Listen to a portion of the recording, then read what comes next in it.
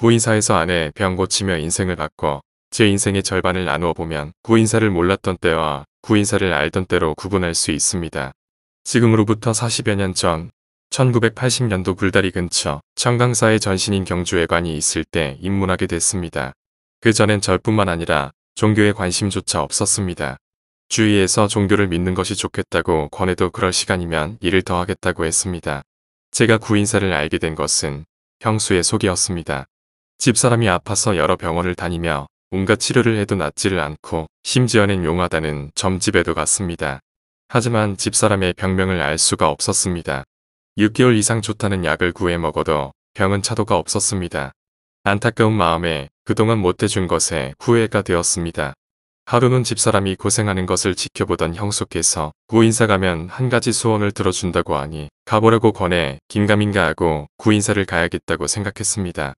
구인사를 가기 위해 집사람과 열차를 타면서 신기한 일이 일어났습니다. 열차를 타자 집사람이 달라졌습니다. 너무나 아파 며칠 굶어 힘들어했는데 그런 기색을 보이지 않았습니다. 먼저 법당을 참배하고 나서 어떻게 하면 좋을까 생각하다 법당 앞에 있는 40대 보살에게 물어보니 정멸궁을 참배하면 좋다는 말에 그곳으로 향했습니다. 집사람은 저보다 앞서 씩씩하게 올라가는 겁니다. 참으로 말로 표현할 수 없을 정도로 신기했습니다. 남들에게 이야기하면 과장된 것이라 생각하겠지만 직접 제가 보고 경험하니 구인사라는 절이 참으로 신기하구나 이렇게 느꼈습니다. 저와 집사람은 이대 종정 큰 스님께 친가를 했습니다.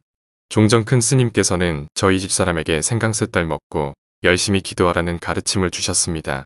그리고 도소람에서 기도하는데 중환자가 서울에서 와서 그날 하룻밤에 낫는 것을 보고 더 열심히 기도를 했습니다. 그리고 기도실에서 만난 영월 정회장의 모습이 지금도 생생합니다. 영월 정회장은 서울에서 내려온 정신이 나간 대학교 1학년을 옆에 앉혀놓고 기도를 몇 시간을 했습니다. 정신이 오르가락해 밖으로 뛰쳐나가려 하면 잡아두고 기도를 하자 그 학생은 쓰러져 자다가 새벽에 일어났고 그 학생은 신기하게도 병이 나았습니다. 제 눈앞에서 보니 참으로 믿기지 않는 일이 벌어졌고 저 역시 집사람의 병을 고칠 수 있다는 기대감이 생겨났습니다. 제가 기도했던 도소람 방은 작은 방이었습니다. 그 방에 40명이 불도 없이 기도를 하는데 겨울철이라 꽁꽁 얼음을 바게스에 받아 방 안에서 녹인 후 10여 명이 그 물로 세수를 했습니다. 이렇게 어려운 시기에 공부하는 것이 좋아 집사람의 병이 낫고 나서 더욱 기도에 매진했습니다. 이때 청강사 거사로 있다 입산을 한 가롱스님이 필요한 것이 없나 신경을 써주셔서 도움을 많이 받은 것이 기억납니다. 지금 생각해도 참으로 고마운 스님입니다. 이 자리를 빌려 감사를 드립니다. 구인사에서 기도하는 것이 좋아 겨울 안거를 중심으로 한 달 안거를 22번 이수할 수 있었습니다. 집사람의 병이 낫고 나서 구인사에서 안거를 하고 청강사에서 제가 할 수 있는 일을 찾아서 하게 되었습니다. 법회 기도를 하면서 이대 큰 스님에게 받은 갚이를 조금이라도 갚는다는 생각으로 수십 년 동안간 부일을 하게 되었습니다. 사회부장을 시작으로 총무부장, 교무부장, 부, 회장 등 30여 년 동안 간부 임원을 맡아 열심히 수행하며 봉사했습니다. 기도를 하면서 공부가 깊어지고 여러 경험을 했습니다.